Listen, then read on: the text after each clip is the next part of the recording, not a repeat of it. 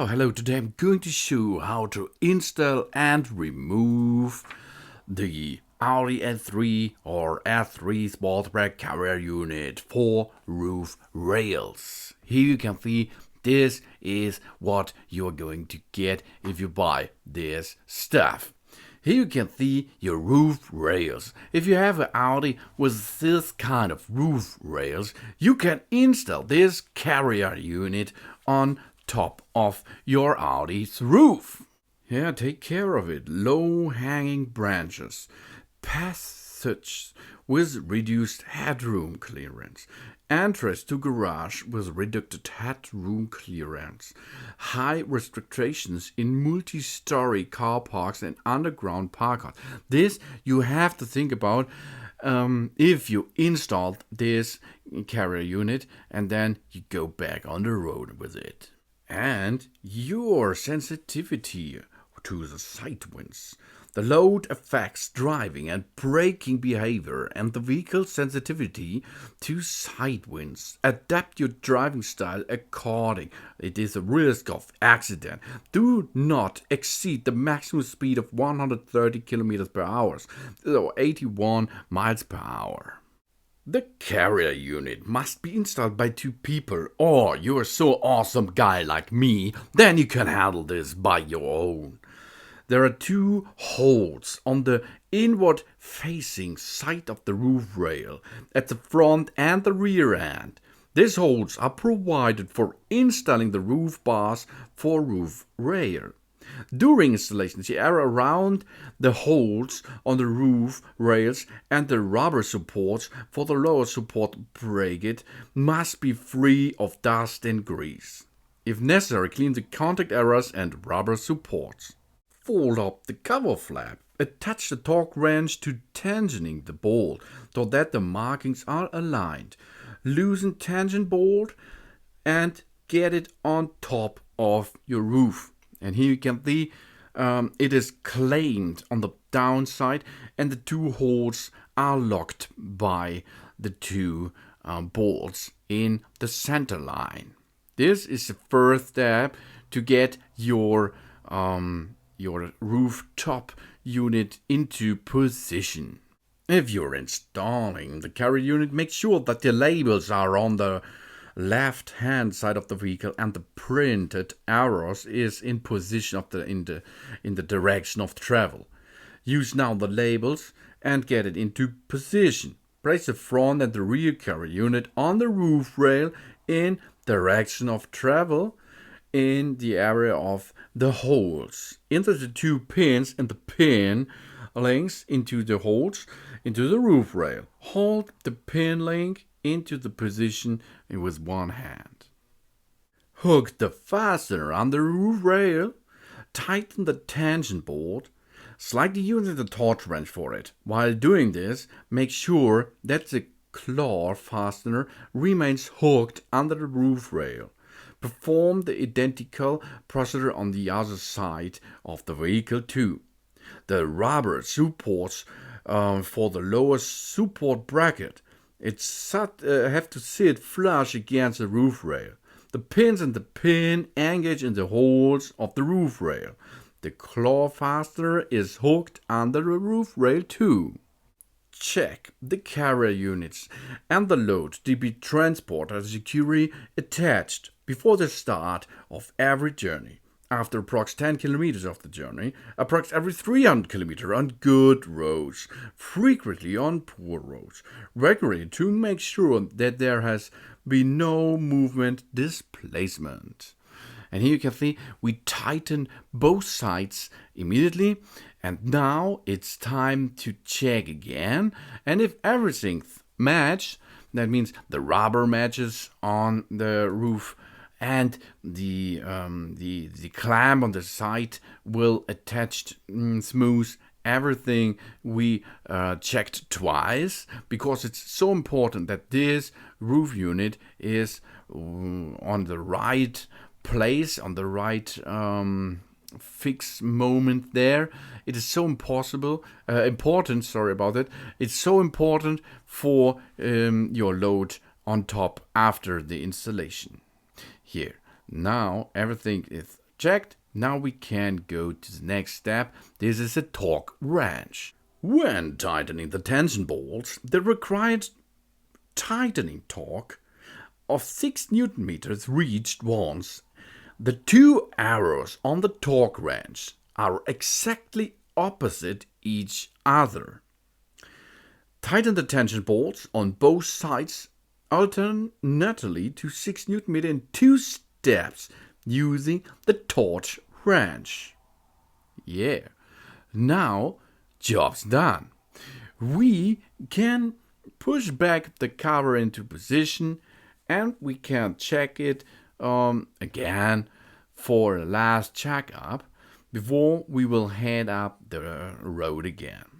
The torque wrench is really a basic thing you have to follow. So now let's go to the back side and install it at the same thing like before.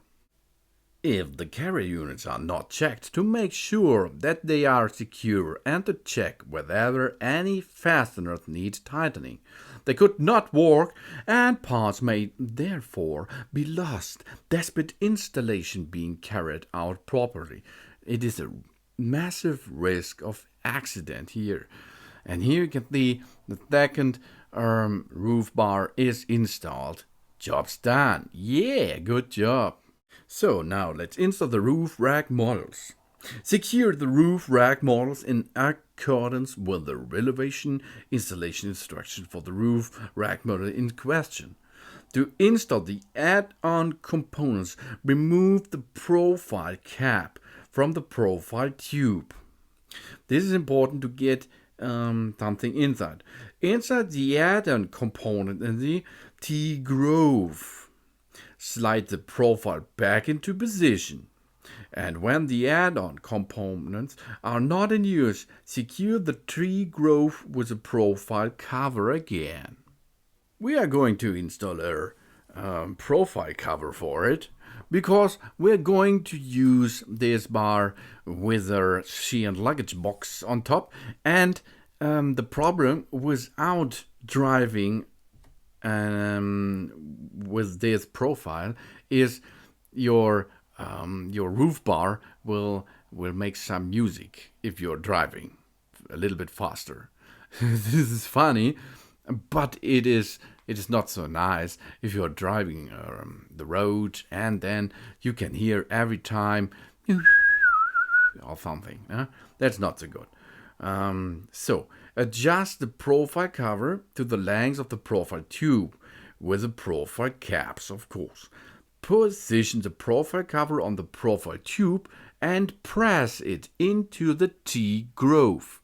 We will go from one side to the other. The cover is back in position and we are pressing the profile into it, and the profile caps are closed at the side. If we reach the other side of the bar, we can adjust the length of it and we can go to cut it into position. When driving with the roof road, make sure that German road traffic regulations STVZO or any country specification regulations are observed. Then, for reason of convenience, it is common for the carrier unit without roof rack models to remain on the vehicle, even if they are not in use. As a result of the increased wind resistance, your vehicle will consume more fuel and will produce additional noise. So, let's get back to our thread. Here you can see it is marked. Now we can use a scissor. It is better to use a scissor like a knife than a knife because the knife is dangerous. And the scissor is cut, job's done. And the length is adjust after it. Good job. Now we have to get back the rubber into position, push it down the bar, remove the carrier cover a bit, and then push it. Good job. Now reassemble the carrier bar.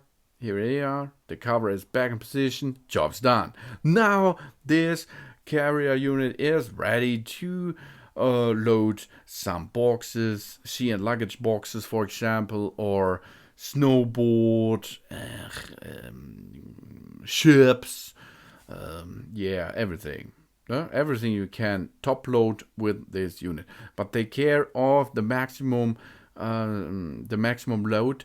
The maximum load is in A3 Sportback 75 kilograms roof top load, and the carrier unit has, I think it was 6 kilograms, and this you have to calculate with the maximum of your roof load of your car.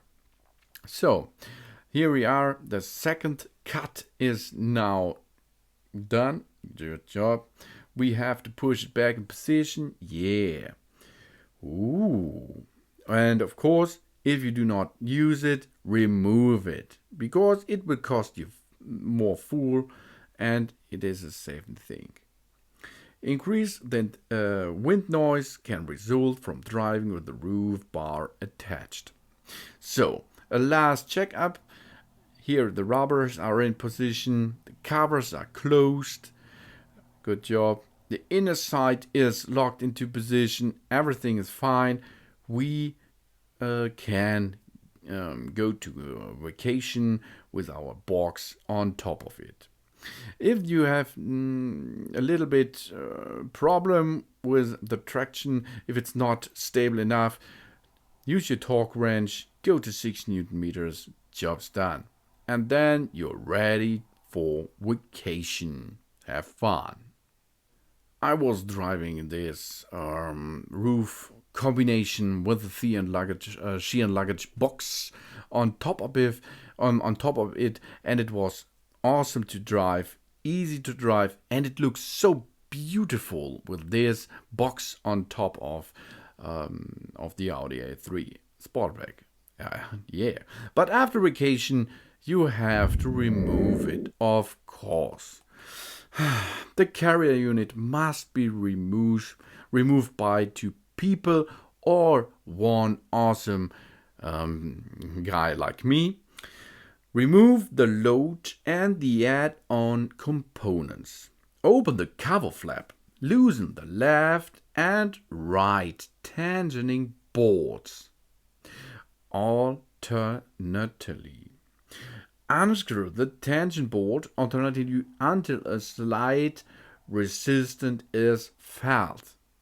Here we go. We are using the torque wrench for it, and if you feel there is a little bit pressure, if you're rotating left turn, then it's enough. And here you can see the clamp is free.